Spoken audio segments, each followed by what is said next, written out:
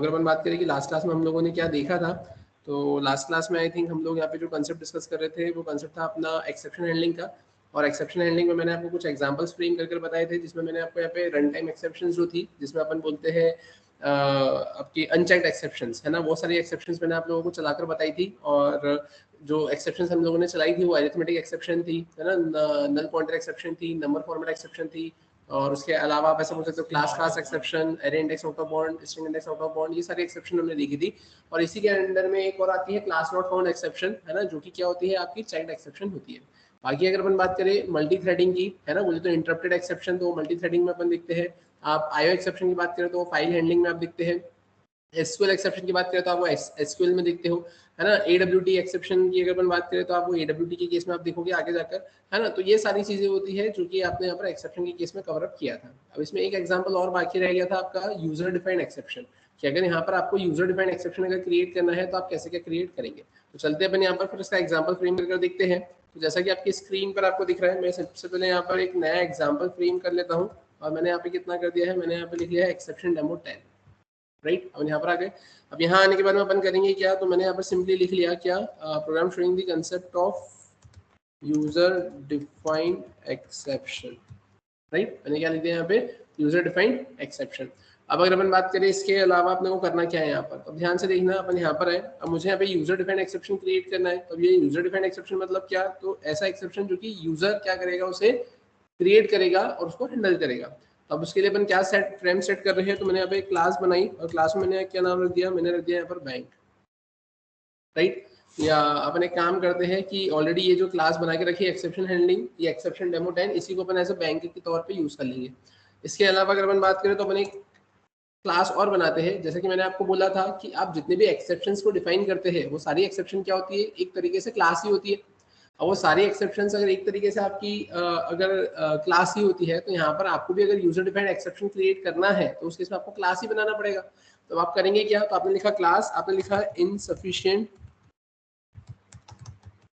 Balance exception, है ना, आपने लिखा इनसफिशिएंट बैलेंस एक्सेप्शन, ये आपने लिखा। अब अगर अपन बात करें अब इसके अलावा, तो इनसफिशिएंट बैलेंस एक्सेप्शन की अगर अपन बात करें तो यहाँ पर मैं करूंगा क्या, तो मैंने यहाँ पर सबसे पहले क्या बना लिया, इसका एक कंस्ट्रक्टर बना लिया। मैंने यहाँ पे इसे कॉपी किया, कॉपी करने के बाद मैंने इसको पेस्ट किया, पेस्ट करने के बाद अपन करेंगे क्या, अपन यहाँ पर आए। अब इनसफिशिएंट बैलेंस एक्सेप्शन के बाद में अगर अपन बात करें अपने को करना क्या है, तो अब अपन एक काम करते हैं, यहाँ पर अपन सिंपली क्या लिख लेते हैं, तो अपन लिख लेते हैं यहाँ पर स्ट्रिंग, और स्ट्रिंग में मैंने यहाँ पे क्या लिख दिया है, मैसेज। अब इससे क्या होगा, इससे सिंपली ये होगा कि जब भी, है ना, आप इनसफिशिएंट बैलेंस एक्सेप्शन को क्या करेंगे, थ्रो करवाएंगे, है ना, या इसको जनरेट करवाना है अगर आपको, तो जैसा कि याद हो तो मैंने आपको एक बार बताया था ना कि अपन ने अरिथमेटिक एक्सेप्शन के केस में लिखा था रिजल्ट ग्रेटर देन और इक्वल्स टू 5। तो आपने करा क्या था, वहां पर आपने लिखा था अरिथमेटिक एक्सेप्शन और ब्रैकेट में लिखा था रिजल्ट ग्रेटर देन और इक्वल्स टू 5, आपने मेंशन कर दिया था। अब वो जो आपने वहां पर ऐसा मेंशन किया था, है ना, तो वो कहाँ पास हो रहा था, आपके कंस्ट्रक्टर में ही पास हो रहा था। तो यहाँ पर भी आपने जो एक्सेप्शन बनाई है और ऐसे एक्सेप्शन को अगर आप वहाँ पे हेड करते हो और उसके अंदर भी अगर कोई मैसेज देते हो, तो उस मैसेज को हैंडल करने के लिए आपको ये कंस्ट्रक्टर यहाँ पर बनाना पड़ेगा। तो अब अगर अपन बात करें किसी भी टाइप की एक्सेप्शन को अगर आपको क्रिएट करना है, बोले तो यूजर डिफाइंड, तो उस केस में आपको यहाँ पर क्या करना पड़ेगा, you simply need to extends, है ना, एक्सेप्शन, है ना, जो एक्सेप्शन है ये क्या है, आपकी पेरेंट क्लास है, तो इसको आपको क्या करना पड़ेगा, एक्सटेंड करना पड़ेगा। और अब उसके बाद में अपन क्या करेंगे, तो अपन यहाँ पर आ गए। अब उसके बाद में अगर मैं बात करूं कि जो भी आप मैसेज को पास करते हैं उस कंस्ट्रक्टर के अंदर, तो आपको देखने को कहां पर मिलता है, तो जब आप वहां पर लिखते हो गेट मैसेज नाम की मेथड, तब आपको वो मैसेज वहां पर देखने को मिलता है।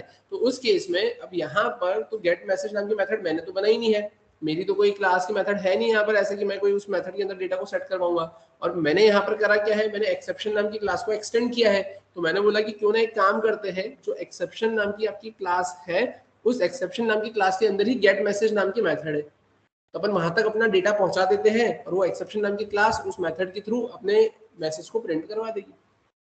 तो for that purpose we simply need to write super, यहाँ पे लिखूंगा सुपर, और सुपर में मैंने यहाँ पे क्या पास कर दिया है, मैसेज। तो इससे क्या होगा कि अगर मैंने सुपर और मैसेज लिख दिया है, तो इससे जो पेरेंट क्लास है, बोले तो एक्सेप्शन क्लास है, उसका कंस्ट्रक्टर इन्वोक होगा, उसमें मेरा मैसेज चले जाएगा और वो मैसेज वहां पर जाके क्या हो जाएगा, सेट हो जाएगा।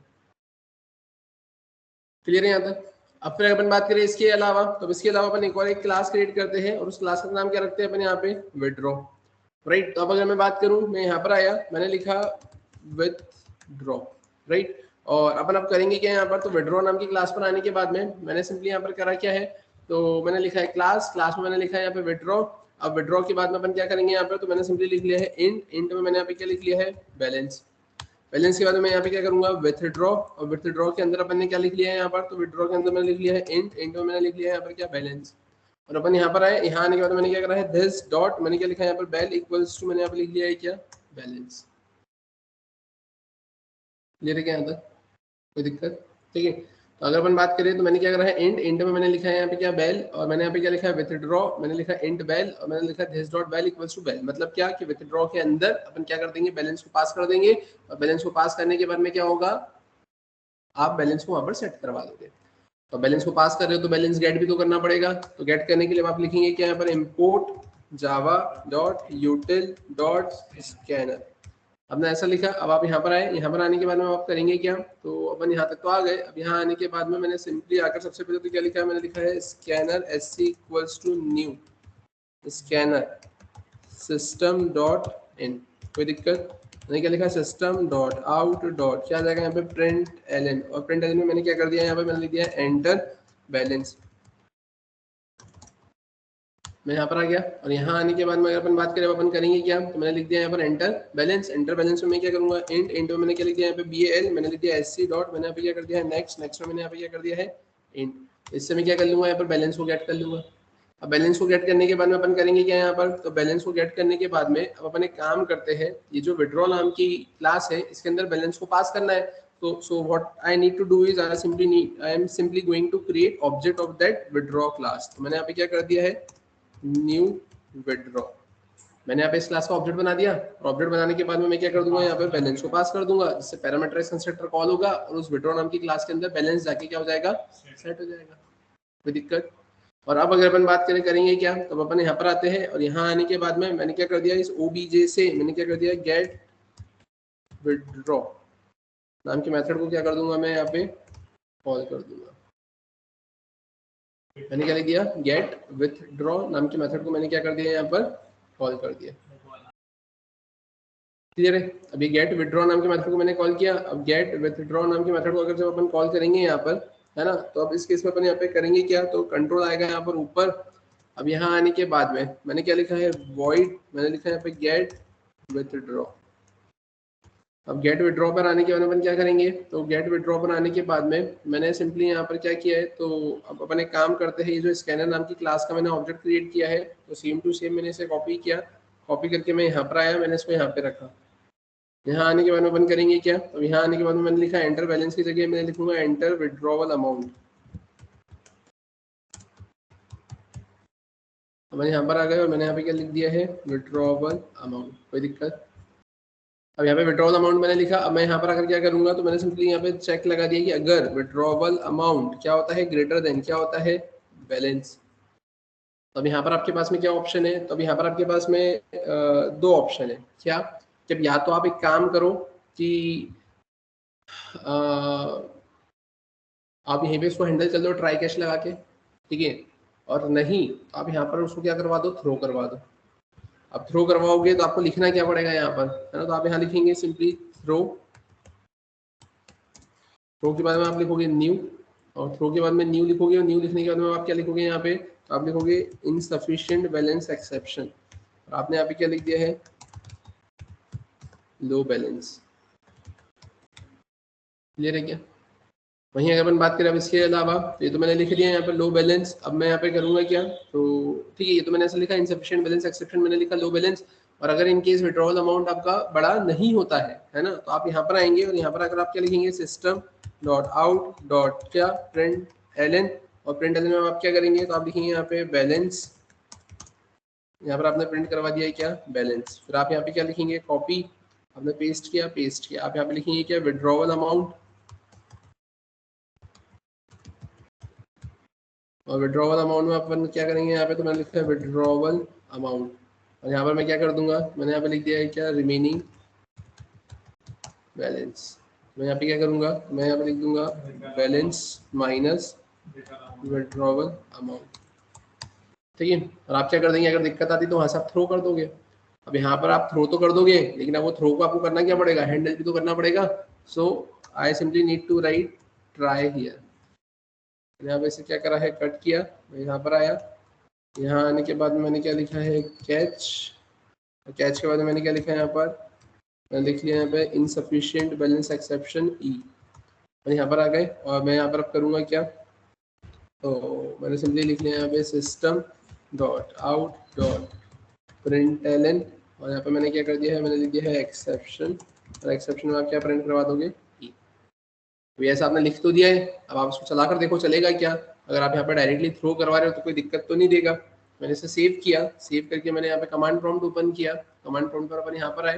अब यहाँ पर आने के बाद में अगर अपन बात करें अब यहाँ पर आएगा क्या, तो चलते अपन देखते हैं। मैंने लिखा है यहाँ पे जावा सी, जावा सी के बाद में मैं क्या लिखूंगा यहाँ पर, एक्सेप्शन डेमो ना,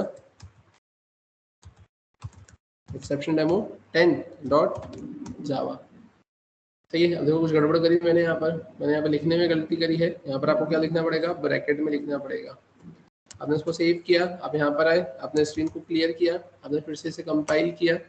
अब देखो यहाँ पे क्या बोल रहा है, unreported exception insufficient balance exception must be, है ना, स्पॉट और डिक्लेयर टू बी थ्रोन। मतलब आप क्या बोलोगे आप यहाँ पे कि अब आपने यहाँ पे ये जो क्रिएट करी है एक्सेप्शन, ये कैसे एक्सेप्शन है, ये यूजर डिफाइंड एक्सेप्शन है ना। और अगर आप यूजर डिफाइंड एक्सेप्शन बना रहे हो तो आपको उसको क्या करना पड़ेगा, यहाँ पर या तो ट्राई केस में आप यहीं पे मैनेज करोगे या फिर आपको उसको हैंडल करना पड़ेगा।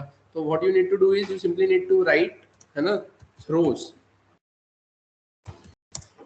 है ना, आप लिखो THROWS थ्रोज, और आप यहाँ पे लिखोगे इनसफिशिएंट बैलेंस एक्सेप्शन।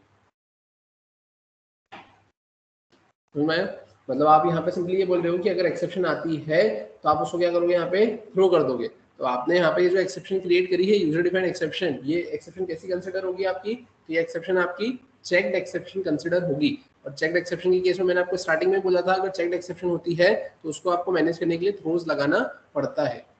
अब या तो आप एक काम करो, ये नीचे जो थ्रो लिखा हुआ है तो उसमें आप यहाँ पर ट्राई कैच की कंडीशन को हैंडल कर लो, तो ऊपर थ्रोज लगाने की जरूरत नहीं पड़ेगी और नीचे यहाँ पर ट्राई कैच लिखने की जरूरत नहीं पड़ेगी। बट अगर आप बोलो कि मेरे को नीचे ट्राई कैच में उसको हैंडल करना है तो ऊपर आपको थ्रो लिखने के साथ में थ्रोज मैंडेटरीली लिखना ही पड़ेगा। क्लियर है क्या यहाँ तक, समझ में आया? ये ऐसा कुछ कंसेप्ट दे के रखा है, एक बार इसको चलाकर देख लेते हैं अपन। तो जैसा कि आपकी स्क्रीन पर आपको दिख रहा है, मैंने स्क्रीन को क्लियर किया, मैंने फिर से इसे कंपाइल किया, सक्सेसफुली कंपाइल हुआ। अपन यहाँ पर क्या करेंगे, इसे रन करेंगे। मैंने रन किया, एंटर बैलेंस मैंने लिखा यहाँ पे 1000, एंटर विड्रॉवल अमाउंट, मैंने विड्रॉवल अमाउंट एंटर किया। सही है, अब यहाँ पे देखो क्या आ गया, तो यहाँ आ गया है लो बैलेंस। मैंने यहाँ पर आ गए, मैंने फिर से यहाँ पे 1000 एंटर किया, मैंने यहाँ पे कितना लिखा है, विड्रॉवल अमाउंट, तो देखो क्या मिला, balance, withdrawal amount, remaining balance.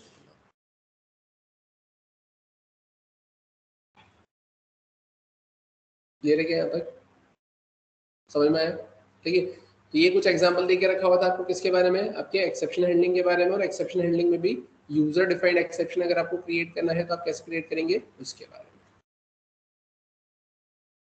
समझ में आया क्या?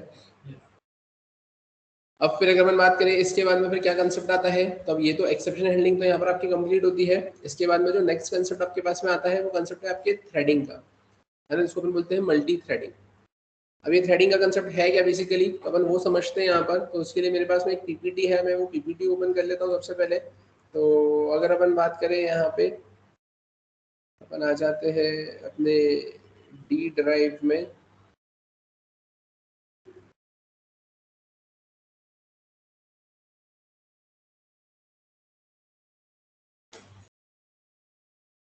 ठीक है, अब जैसे कि आपकी स्क्रीन पर यहाँ पर आपको दिख रहा है ना, मल्टी थ्रेडिंग। अब ये बेसिकली होता क्या है ना, मल्टी थ्रेडिंग मतलब क्या, तो क्या समझते हो आप लोग मल्टी थ्रेडिंग से?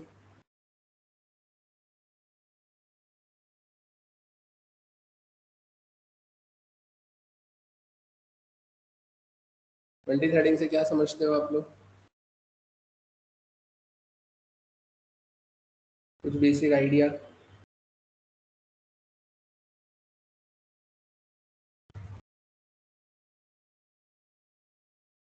क्या होता है मल्टी थ्रेडिंग मतलब?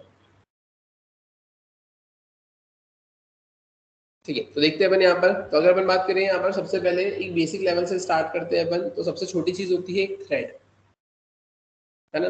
एक थोड़ा सा मैं पहले इन जनरल आपको बताता हूँ इसके बारे में, है ना, उसके बाद में फिर अपन इसकी थ्योरी पर आएंगे, राइट। अगर जो मैंने समझाया अगर आपको वो सारी चीज़ें समझ में अगर आ गई एक ही बार में, तो उसके इसमें जितनी भी थ्योरी लिखी हुई है वो ऑटोमेटिकली बस एक बार में पढ़ के ही आपको समझ में आ जाएगी।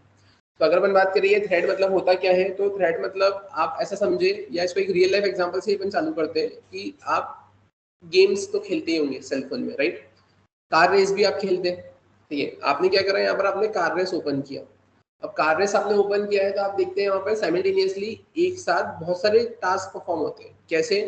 आपके अपोनेंट्स बहुत सारे रहते हैं, है ना? कि एक बार जैसे ही रेस स्टार्ट होती है तो एक तो आपकी खुद की कार रहती है और आपके अपोनेंट्स रहते हैं, तो 2-3 कार उनकी रहती है। तो साइमल्टेनियसली आपकी कार चलती है तो उनकी कार भी चलती है। तो एक तो ये एंटिटी हो गई, है ना? एक कार हो गई। दूसरी चीज आपके पास में एक ब्रेक का ऑप्शन होता है, एक रिवर्स का ऑप्शन होता है, एक एक्सीलेटर का ऑप्शन होता है, एक ऊपर लैप्स जो चलते हैं उसका ऑप्शन होता है, एक फ्यूल का ऑप्शन होता है, वो जो वो पावर बूस्टर आता है, क्लिक करते तो एकदम कार एकदम स्पीड में आती है जाती है ना? फिर उसके बाद में अगर मिरर का है तो उसका ऑप्शन रहता है ना? या फिर और भी कोई ऑप्शन वगैरह अगर है आपके पास में, है ना? तो वो ऑप्शंस वहां पर आपको, एक कैमरा का ऑप्शन रहता है कि आपकी जो कार है वो आपको कैसे देखना है, ऊपर से आप व्यू देखना है, साइड व्यू देखना है, बैक व्यू देखना है, इंटरनल व्यू देखना है, तो वो ऑप्शन हो गया। तो अब ये सारे ऑप्शंस कैसे चलते हैं? सब साइमल्टेनियसली चलते हैं, मतलब एक साथ ही चलते हैं। ऐसा नहीं है कि आपने अगर ब्रेक लगा दिया तो ठीक है कार तो रुक गई लेकिन पूरा गेम ही रुक गया, ऐसा होता है क्या? नहीं होता है, ठीक है? आपने अगर यहाँ पर लैप चेंज किया है तो ऐसा होता ही है कि अब पूरा गेम ही रुक गया? नहीं, है ना? तो कहने का मतलब सिंपल सा ये है कि ये जितनी भी चीजें मैंने भी आपको बताई ये सब क्या होती है? Individual thread. कार एक थ्रेड हो गया, ठीक है? एक्सीलरेटर वाला एक ऑप्शन थ्रेड हो गया, ब्रेक एक थ्रेड हो गया, है ना? मिरर एक थ्रेड हो गया, आपके लैप्स एक थ्रेड हो गया, आपका टाइम एक थ्रेड हो गया, है ना? अपोनेंट एक थ्रेड हो गया, ठीक है? तो ये सब क्या हो गए? एक एक इंडिविजुअल थ्रेड हो गए, और इन सारे थ्रेड को मिलाकर बनती है एक प्रोसेस। और वो प्रोसेस क्या हो गई? वो जो तुम्हारा गेम था जो तुमने स्टार्ट किया था वो पूरी क्या कंसिडर होगी? एक प्रोसेस। क्लियर है क्या? अब इससे तुमको एक चीज ये समझ में आई होगी क्या, कि एक प्रोसेस होगी और उस एक प्रोसेस के अंदर बहुत सारे क्या होंगे आपके पास में? थ्रेड्स होंगे। इसको एक और एग्जांपल से समझो, क्लासरूम। तो क्लासरूम क्या होगी? एक प्रोसेस होगी, और उसके अंदर जितने स्टूडेंट्स रहेंगे वो सब क्या कंसिडर होंगे? थ्रेड कंसिडर होंगे। हाँ या ना? ये चीज क्लियर है? तो अब अगर अपन बात करें यहाँ पर, है ना? और इसको एक और एग्जांपल से आप कंसिडर करो कि जैसे आपने देखा होगा कि आप लैपटॉप आपने ओपन किया, लैपटॉप पे आपने इधर यूट्यूब ओपन कर लिया, यूट्यूब के बाद में आपने इधर आपका कोई स्पेसिफिक आईडीई ओपन कर लिया, है ना? फिर आपने इधर गेम्स ओपन कर लिया उस पर, है ना? फिर आपने एंटीवायरस भी ओपन कर लिया, फिर उसके बाद में आपने और कोई इंस्टॉलेशन पे कुछ एप्लीकेशन लगा दी। तो ये सारी चीजें साइमल्टेनियसली चल रही है, और चलते चलते एकदम से आपका सिस्टम हैंग हो गया, तो फिर अब आप क्या करते हैं?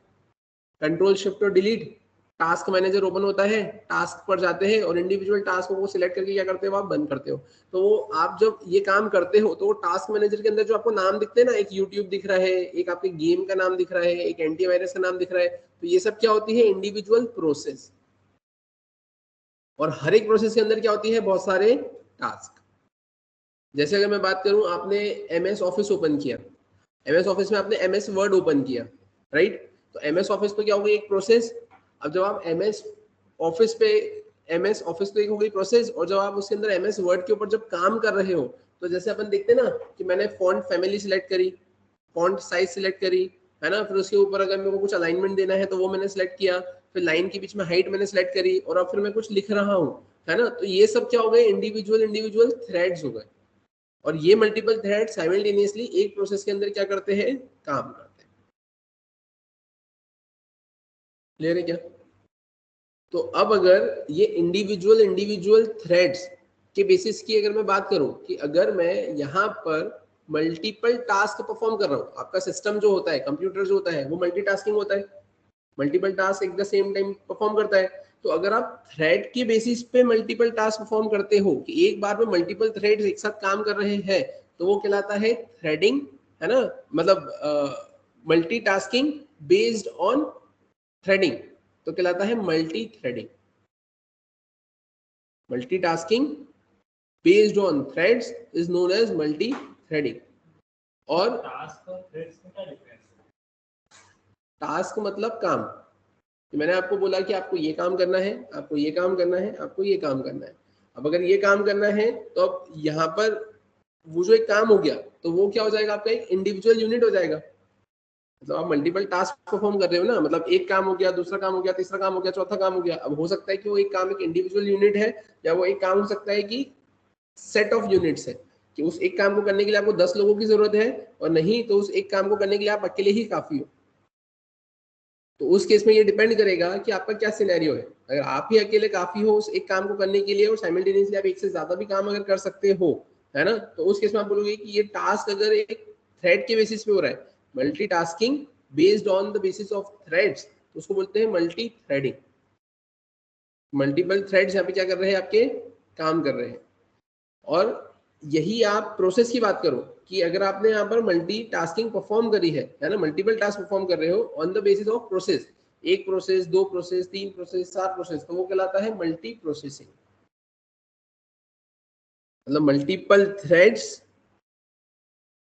बोले तो मल्टी थ्रेडिंग, और मल्टीपल प्रोसेसेस बोले तो मल्टी प्रोसेसिंग। क्लियर है क्या यहाँ तक? समझ में आया? अब अगर अपन बात करें इसके अलावा आप ऐसा और क्या बोल सकते हो, तो आप सिंपली ऐसा बोल सकते हो कि जो प्रोसेस होती है वो क्या होती है, तो processes are the set of instructions concurrently being run on your computer processor. मतलब ये क्या होती है, सेट ऑफ इंस्ट्रक्शंस ही होती है। प्रोसेस जो होती है, जो प्रोसेस चलती है वो सेट ऑफ इंस्ट्रक्शन ही होती है ना, कि मैंने बोला कि आपको ये प्रोसेस फॉलो करना है, तो अब ये प्रोसेस फॉलो करना है मतलब आप क्या करोगे, आप वो इंस्ट्रक्शंस या आप वो स्टेप्स को ही फॉलो करोगे। तो जो प्रोसेस होती है वो क्या होती है, set of instructions concurrently being run by computer processor. उसको कॉन्करेंटली कौन चलाता है, कंप्यूटर प्रोसेसर चलाता है। वहीं अगर मैं बात करूं थ्रेड, तो थ्रेड्स आर लाइट वेट, है ना, सब process. Light weight sub process होती है, स्मॉलेस्ट यूनिट ऑफ एग्जीक्यूशन। अब लाइट वेट सब प्रोसेस मतलब प्रोसेस का सबसे छोटा पार्ट, प्रोसेस का सबसे छोटा भाग। क्लियर है? अब इसको थोड़ा सा और आप समझे कि इसको अपन और क्या बोल सकते हैं, तो जैसे अगर अपन बात करें इसको थोड़ा सा एक डिफरेंस बिटवीन से समझे कि जैसे एक क्लासरूम है, अब ये क्लासरूम पूरी एक प्रोसेस हो गई, है ना। अब ये क्लासरूम पूरी अगर प्रोसेस हो गई है तो उस केस में आप क्या बोलेंगे यहाँ पर कि उसके अंदर जितने भी बच्चे हैं, स्टूडेंट्स हैं, वो सब क्या होंगे, थ्रेड्स। अब अगर कोई एक थ्रेड, कोई एक स्टूडेंट अगर पेन लेकर नहीं आया है, तो वो अपने पड़ोसी से, अपने नेबर से बोलेगा कि यार एक पेन है क्या। उसने मांगा, उसने हाथों हाथ दे दिया, बात खत्म हो गई। कितना टाइम लगा, हार्डली 2-3 सेकेंड्स, राइट।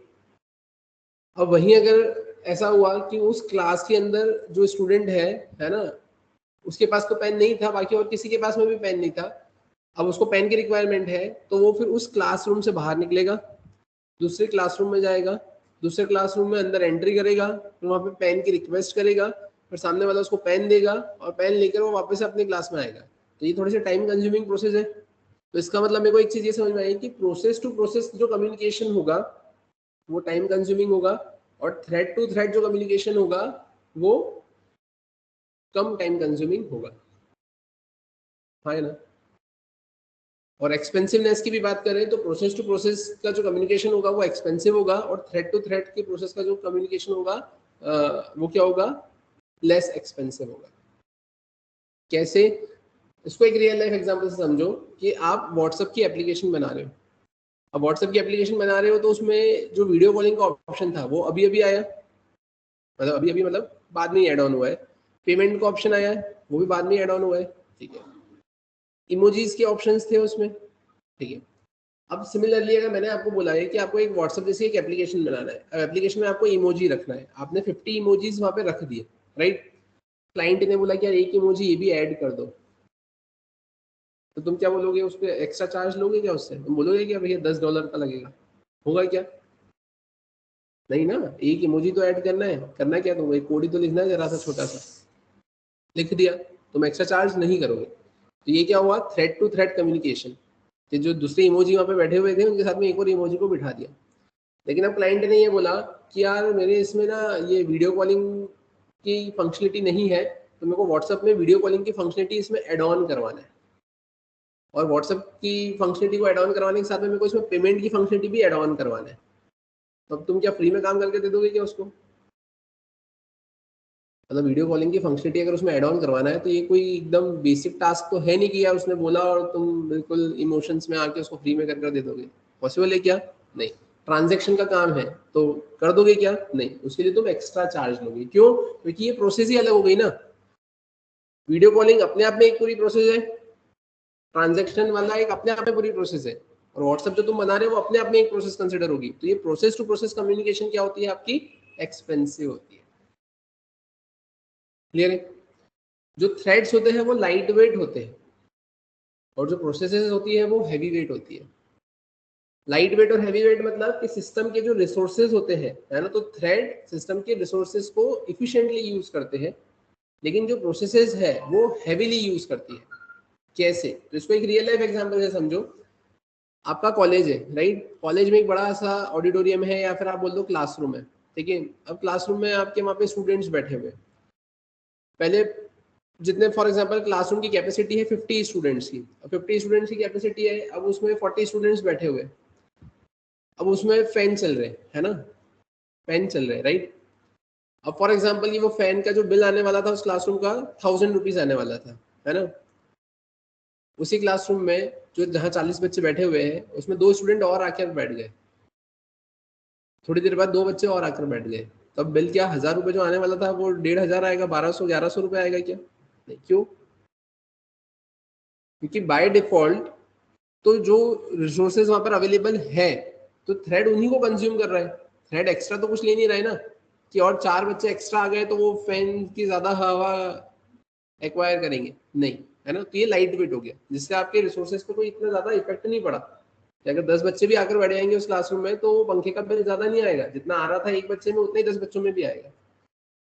ठीक है, ये बात समझ में आई। लेकिन अब अगर आप ऐसा समझे कि आपके कॉलेज वालों ने सोचा कि यार स्टूडेंट्स बढ़ गए हैं, हमारे पास में 2 बिल्डिंग है ना, और हमको अब क्या करना है यहाँ पर, तो हमको अब यहाँ पर एक और बिल्डिंग बनाना है। या चलो बिल्डिंग नहीं, हम ऐसा समझे कि यार ग्राउंड फ्लोर है जहाँ पे ऑलरेडी 2 क्लासेस है, हमको एक और क्लास उसमें एड ऑन करवाना है। अब अगर आप एड ऑन करवाओगे एक और क्लास तो ये रिसोर्सेज को हैवीली यूज करेगा ना। तुमको एक और क्लास ऐड करवाना है तो जगह की रिक्वायरमेंट लगेगी, है ना? वहाँ पे स्मॉल पीस ऑफ लैंड आपको लगेगा, ब्रिक्स लगेंगी, इलेक्ट्रिसिटी लगेंगी, तो इसका खर्चा ज्यादा आएगा ना, मतलब एक्स्ट्रा ही खर्चा आएगा। सिस्टम के रिसोर्सेज को ये यूज कर रहा है, 4 पंखे वहां लगवाना पड़ेंगे आपको, इलेक्ट्रिसिटी के लिए लाइट बल्ब ट्यूब ये सब कुछ लगवाना पड़ेगा आपको, प्रोजेक्टर लगवाना रहेगा वहां पर, है ना? तो ये सारी चीजों के लिए आपको क्या लगाना पड़ेगा, एक्स्ट्रा कॉस्ट लगाना पड़ेगा। तो मतलब ये सिस्टम के रिसोर्सेज को क्या कर रहा है, हैवीली यूज कर रहा है। क्लियर है? एक प्रोसेस के अंदर मल्टीपल थ्रेड्स काम कर सकते हैं और हर एक थ्रेड किसी न किसी एक स्पेसिफिक प्रोसेस से बिलोंग करता है। यहाँ तक किसी को कोई दिक्कत? यहाँ तक समझ में आया? ठीक है, अब चलते हैं अपन यहाँ पर, जितना भी मैंने आपको एक्सप्लेन किया है वो सारी चीजें इसमें लिखी हुई है। तो अपन आते हैं यहाँ पर, जैसा कि आपकी फर्स्ट स्लाइड पर आपको देखने को मिल रहा है कि multitasking is the ability to perform more than one activity concurrently on a computer. We can further break multitasking into process based and thread based. We use multitasking to utilize the CPU. Multitasking can be achieved in 2 ways: process based multitasking बोले तो multi processing, and thread based multitasking बोले तो multi threading. यहाँ तक clear है क्या सभी को? यहाँ तक समझ में आया? ठीक है, एक बार इसको रीड आउट कर लो।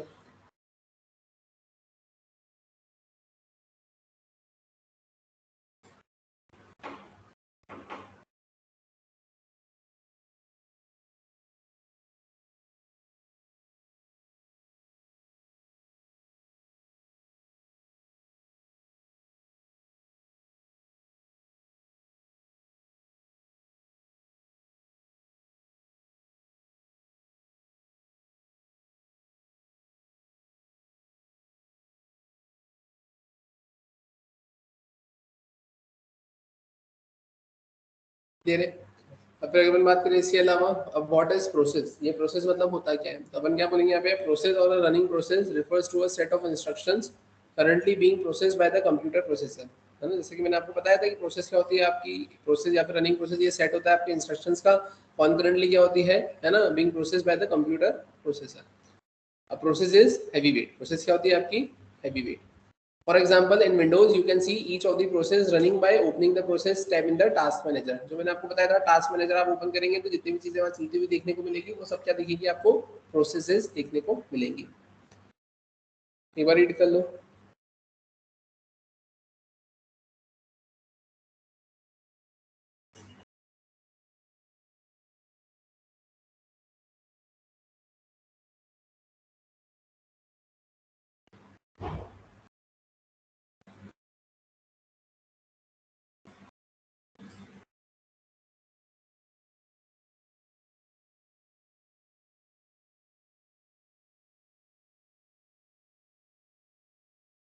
क्लियर है यहाँ तक?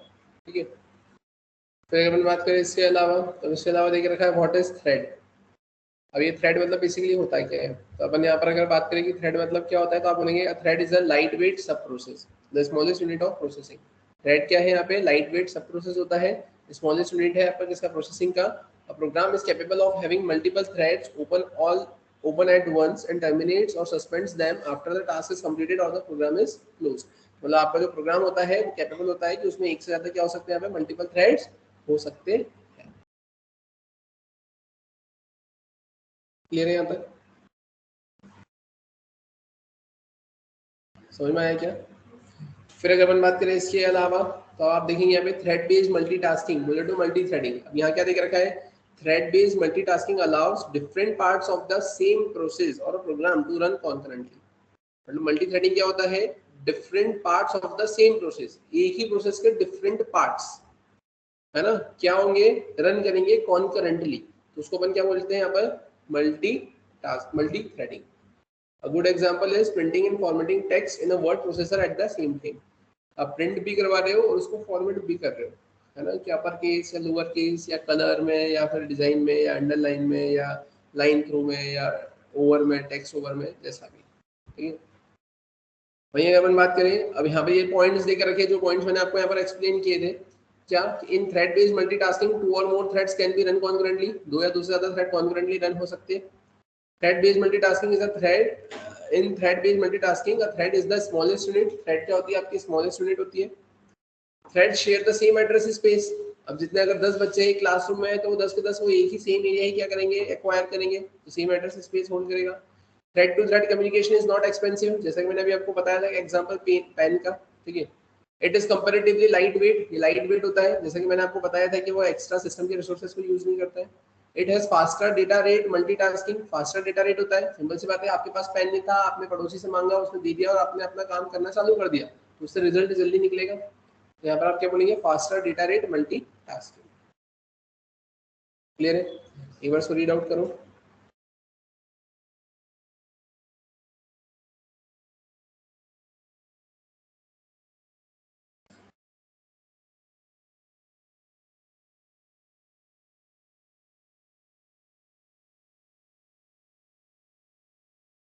क्लियर है यहाँ तक?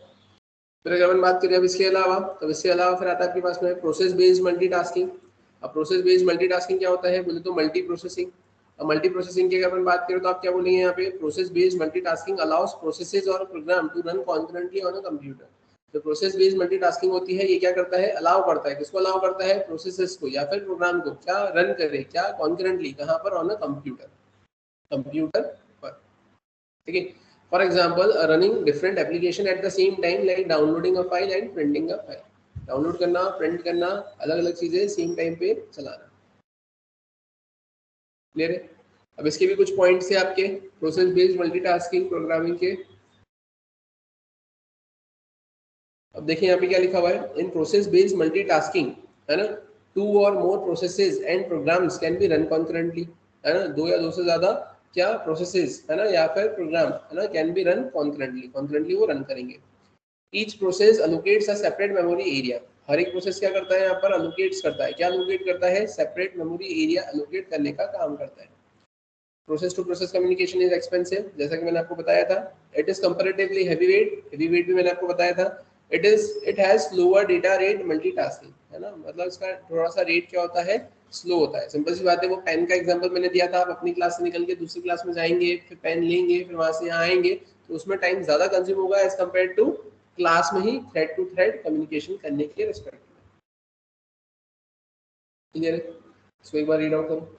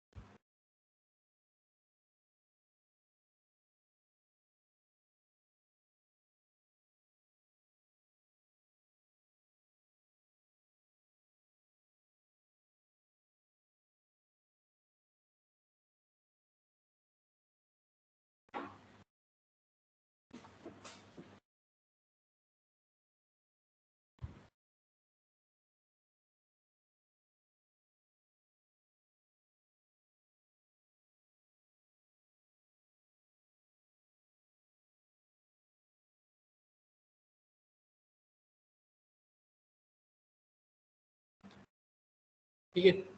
फिर अपन बात करें इसके बाद में, अब देखो यहाँ पर क्या दिख रखा है, relation between the main method and main thread in Java. तो यहाँ पे क्या दिख रखा है, relation between the main method and main thread in Java. Relation बताना है आपको मेन मेथड और मेन थ्रेड के बीच में। तो अगर अपन बात करें, जैसा कि आपने स्टार्टिंग में देखा होगा कि जब अपन ने यहाँ पर एक प्रोग्राम बनाया था हेलो वर्ल्ड का, और उसको हम लिखते हैं पब्लिक स्टैटिक वॉइड मेन, तो मैंने आपको बोला था वहाँ पर आता है पब्लिक, पब्लिक मतलब एक्सेस मॉडिफायर, और JVM is responsible for calling that main method and JVM can call it from anywhere. JVM उस मेन मेथड को कहीं से भी कॉल कर सके, इसलिए उसको अपन ने पब्लिक रखा था, और JVM रिस्पॉन्सिबल होता है मेन मेथड को कॉल करने के लिए। लेकिन अगर अपन बात करें, ये स्टेटमेंट तो उस टाइम पर बोला था, लेकिन अब अगर अपन बात करें कि JVM कैसे रिस्पॉन्सिबल होता है मेन मेथड को कॉल करने के लिए, तो उसके बीच में यहाँ पे कंसेप्ट आता है किसका, आपके थ्रेड का। फॉर एवरी प्रोग्राम, हर एक प्रोग्राम के लिए JVM क्या क्रिएट कर देता है, एक मेन थ्रेड। तो वो मेन थ्रेड रिस्पॉन्सिबल होता है यहाँ पर आपकी क्लास के अंदर मेन मेथड को ढूंढकर चलाने के लिए। आप देखेंगे क्या लिखा है, for each program a main thread is created by JVM। हर एक प्रोग्राम के लिए एक मेन थ्रेड कौन क्रिएट करता है, JVM, मुझे तो Java virtual machine. And the main thread first verifies the existence of the main method, और वो जो मेन थ्रेड है वो पहले वेरीफाई करता है एग्जिस्टेंस इसकी, आपके मेन मेथड की। And then it initialises the class, और फिर वो क्लास को क्या करता है, इनिशियलाइज करने का काम करता है। ऐसा आपने देखा होगा ना, अपन बोलते हैं कि क्लास सबसे पहले लोड नहीं होती है ना, जब वो यूज में आएगी है ना, तभी वो लोड होती है ना। अब यहाँ पर इनिशियलाइज का मतलब क्या है, इनिशियलाइज मतलब कि वो क्लास एग्जिस्टेंस में आना, कि अगर उसमें कोई डेटा मेंबर वगैरह कुछ हो तो उसको वैल्यू इनिशियलाइज हो जाए, है ना, बाय डिफॉल्ट वैल्यू आ जाए। वो किस केस में होगा, जब वो क्लास फर्स्ट टाइम वहाँ पर एग्जीक्यूट होगी तब। JVM क्या करता है, हर एक प्रोग्राम के रिस्पेक्ट में एक मेन थ्रेड को क्रिएट करता है, और वो मेन थ्रेड यहाँ पे क्या होता है, first verifies the existence of the main method and then it initialises the class. Clear है क्या? The main thread is the thread that starts your program or simply which runs your public static void main method.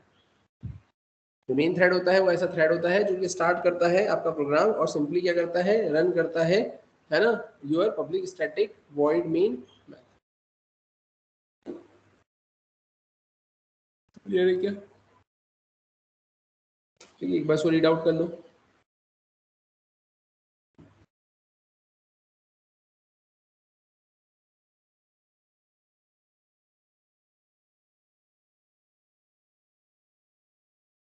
ठीक है, फिर अगर अपन बात करें तो इसके बाद में क्या आता है, अब इसके बाद में फिर आता है आपके पास में क्या, इसके बाद में आती है आपके पास में लाइफ साइकिल मेथड, बोले तो life cycle of a thread. अभी थ्रेड का लाइफ साइकिल क्या होता है, तो आप ऐसा बोल सकते हो, the life cycle of the thread in Java is controlled by JVM। JVM उसको कंट्रोल करता है, और the Java thread states are as follows. तो ये जावा के अंदर जो थ्रेड के स्टेट्स है वो आपको यहाँ पर देकर रखे हुए हैं। इसमें सबसे पहले देकर रखा है new, runnable, running, non runnable बोले तो ब्लॉक्ड और टर्मिनेटेड। अगर अपन बात करें यहाँ पर क्या होगा, तो new, runnable, running, non runnable बोले तो ब्लॉक्ड और टर्मिनेटेड। अब अगर अपन बात करें अब इनकी हर एक की फंक्शनिंग क्या होती है, ठीक है, तो आप यहाँ पे क्या बोलेंगे, सबसे पहले देखो इसको एक डायग्रामेटिक फॉर्म में अगर आपको देखना हो तो आप ऐसा बोलेंगे कि सबसे पहले तो न्यू था, है ना, a thread is in a new state when the instance of a thread class is created. Thread क्या होगा, न्यू स्टेट में होगा जब उसका इंस्टेंस यहाँ पे क्या होगा, क्रिएट होगा। तो रनेबल की अगर अपन बात करें तो आप ऐसा बोलेंगे, a thread is in a runnable state after the invocation of start method. जब स्टार्ट मेथड इन्वोक होगी तब वहां पे थ्रेड होगा आपके रनेबल स्टेट में। फिर उसके बाद में आप क्या बोलेंगे कि thread scheduler is responsible for setting your thread from runnable state to running state. मतलब थ्रेड शेड्यूलर रैंडमली किसी भी थ्रेड को उठाकर रनिंग स्टेट से रनिंग में रखने का काम करता है।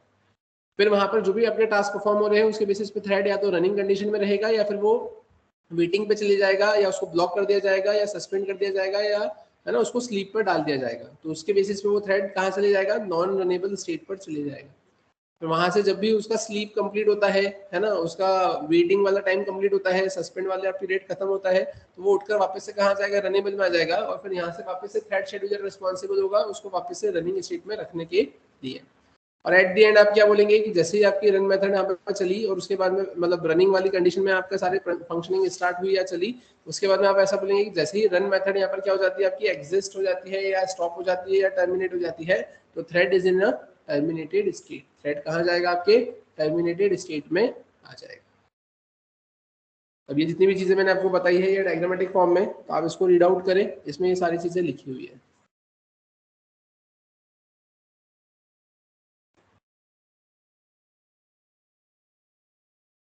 इन्वोकेशन का मतलब क्या होता है? इन्वोकेशन मतलब कॉल करना, इन्वोक।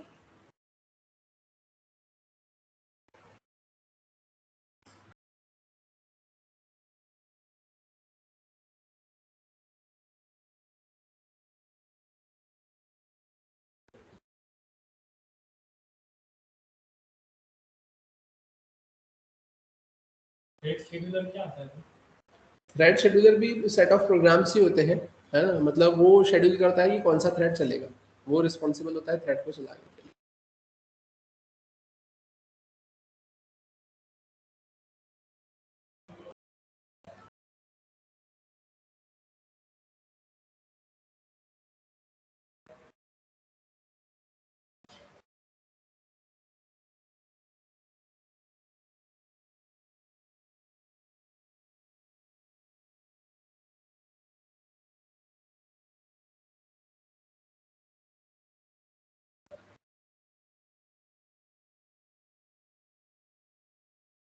क्लियर है यहाँ तक? अब अगर अपन बात करें मुझे प्रोग्रामिंग में थ्रेड क्रिएट करना है तो there are two ways to create a thread. Thread को क्रिएट करने के दो तरीके होते हैं, बाय एक्सटेंडिंग थ्रेड क्लास और या फिर बाय इम्प्लीमेंटिंग रनेबल इंटरफेस। ये दो तरीके होते हैं जिससे आप थ्रेड को क्रिएट करते हो और यहाँ पर आपको कुछ मेथड्स मिल जाती है ना। जैसे आप बोल सकते हो कि आप ऐसा बोलेंगे कि आपको प्रायोरिटी निकालना है तो उसके लिए थ्रेड की मेथड मिल जाएगी, है ना। आपको उसको रन करना है ना, तो उसके लिए स्टार्ट नाम की मेथड मिल जाएगी, रन नाम की मेथड होती है इसमें, है ना। फिर उसके अलावा आप बोल सकते हो नेम को सेट करना है, नेम को गेट करना है ना। इस डेमोन चेक करना है कि वो सर्विस प्रोवाइडर थ्रेड है या फिर नहीं है। तो उन सारे के लिए आपको मेथड्स मिलती है। तो आप देखिए यहाँ पर क्या लिखा हुआ है कि दो वेज होते हैं थ्रेड को क्रिएट करने के, बाय एक्सटेंडिंग थ्रेड क्लास और बाय इम्प्लीमेंटिंग रनेबल इंटरफेस। क्या और कैसे वो तो मैं आपको प्रोग्रामिंग के थ्रू बताऊंगा, लेकिन उसके अलावा ये कुछ मेथड्स देके रखी है जैसे get name, get priority, is alive, join, run, sleep, start. तो ये इनकी फंक्शनिंग क्या है, ये सारी चीजें अपन यहाँ पर इम्प्लीमेंट कर देखेंगे। थ्रेड क्लास है जिस तरह फंक्शंस है। हाँ मतलब थ्रेड क्लास होती है और ये फंक्शंस होते हैं उसमें।